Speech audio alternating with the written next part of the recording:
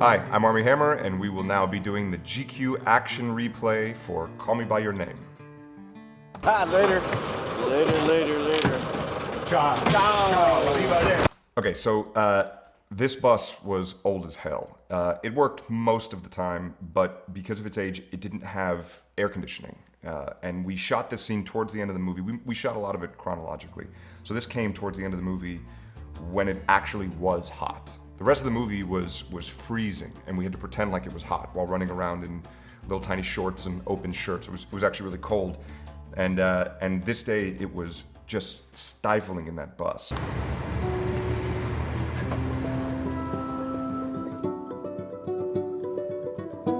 Okay.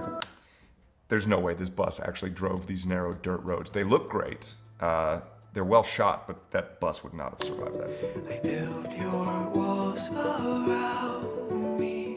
I can't tell you how many times I've heard this song, and I still dig it. Okay.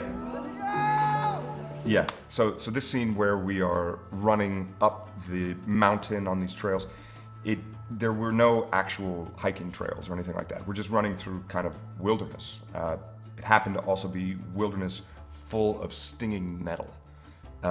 So the screams of joy and exuberance were actually us being stung to death by nettle.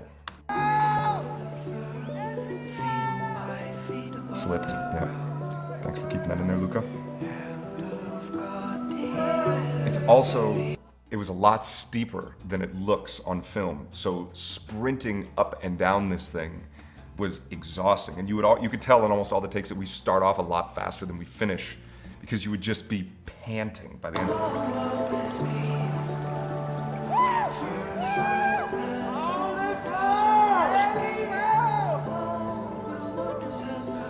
It's beautiful though.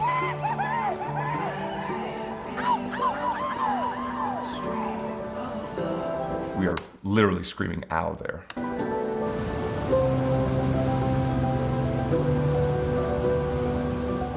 Okay, so this waterfall is not actually a waterfall. It's a hydroelectric dam, and they only open the floodgates for it once a year or something like that to let off pressure. Luca got a hold of the people that did it, or that ran the dam, and said, we need a waterfall and we want to shoot it at this location. Can you guys open up this dam? And they said, well, yeah, of course we can. We have to do it, to let off the back pressure of the water and all that stuff. And he said, great, so we'll just do it a couple of times. And they go, no. We can open it one time, and then the water's out, and then it's kind of done. So the pressure was really on to get this right.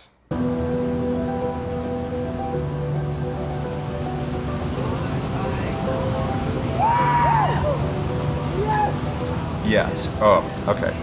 So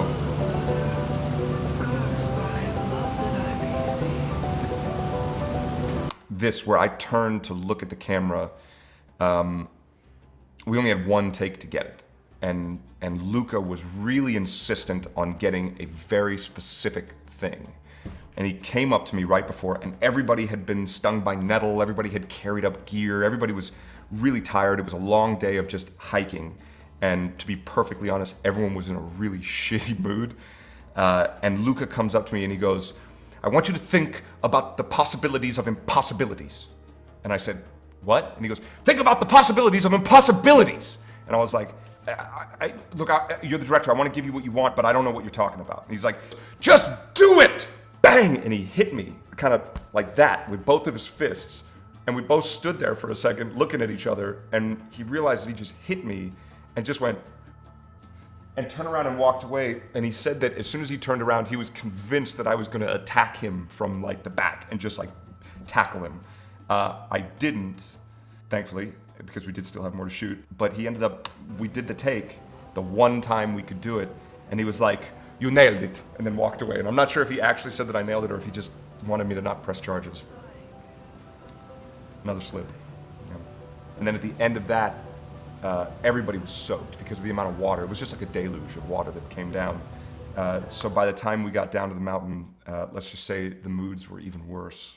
There you go. And now we're in the hotel room.